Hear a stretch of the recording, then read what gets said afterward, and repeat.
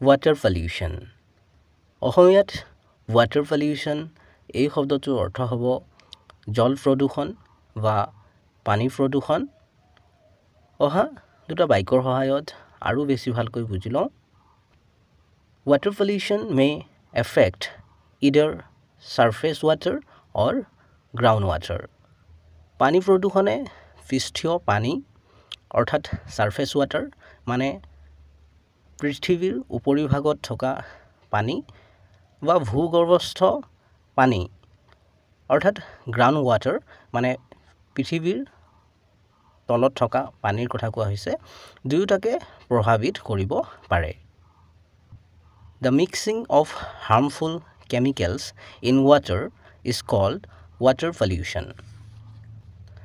পানীত ক্ষতিকাৰক ৰাসায়নিক পদাৰ্থ মিহলি হোৱাটোক পানী প্ৰদূষণ বোলা হয়। চেনেলটো সাবস্ক্ৰাইব কৰি ল'বা কাৰণ এনে ধৰণৰ ভিডিঅ'বোৰ ইয়াতে পাই থাকিবা।